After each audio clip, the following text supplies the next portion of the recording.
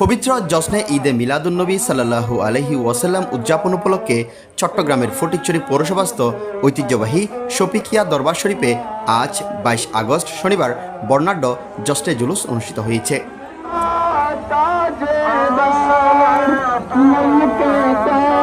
আঞ্জুমানে বারিয়া মুনিরিয়া আহমেদিয়া বাংলাদেশের উদ্যোগে এবং ফটিকছড়ি বারিয়া শফিকুল মুনির যুব কমিটির সার্বিক ব্যবস্থাপনায় এই ঐতিহ্যবাহী জশ্নে জুলুস সফলভাবে সম্পন্ন হয়।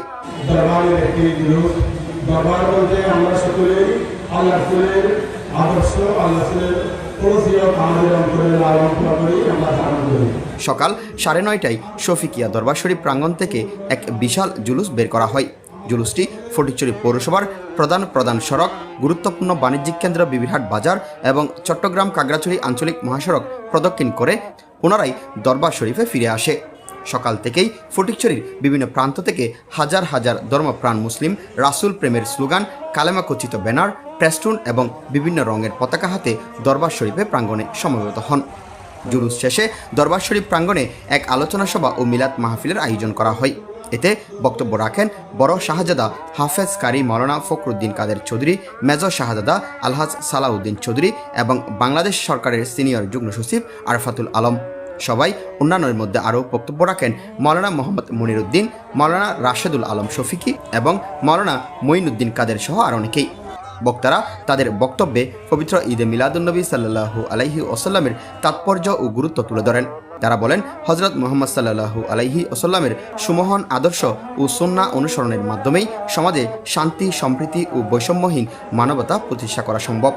পরিশেষে মুসলিম উম্মার ঐক্য, দেশের শান্তি, সমৃদ্ধি ও কল্যাণ কামনা করে বিশেষ দোয়া মোনাজাত পরিচালনা করা হয়। মোনাজাত শেষে উপস্থিত সর্বস্তরের তৌহিদি জনতার মাঝে তাবারুক বিতরণ করা হয়।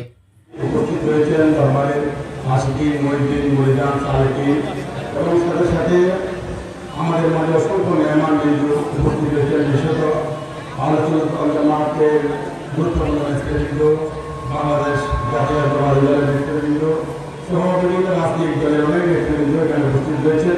সর্বোপরি আশিকিন রসুলের একটি মিলাদ মেলা পরিণত হয়েছে শফিকিয়া দরবার শরীফের মাদ্রাসা ময়দান। আমাদের খেয়াল রাখতে হবে, এটা দরবারের একটি জুলুস। দরবার বলতে আমরা সকলেই আল্লাহ রসুলের আদর্শ, আল্লাহ রসুলের ফজিলত আমাদের অন্তরে লালন করি, আমরা ধারণ করি। আমাদের খেয়াল রাখতে হবে, আমাদের জুলুসের মধ্যে মানুষ দেখানো, লোক দেখানো কোনো মকসুদ আমাদের নাই।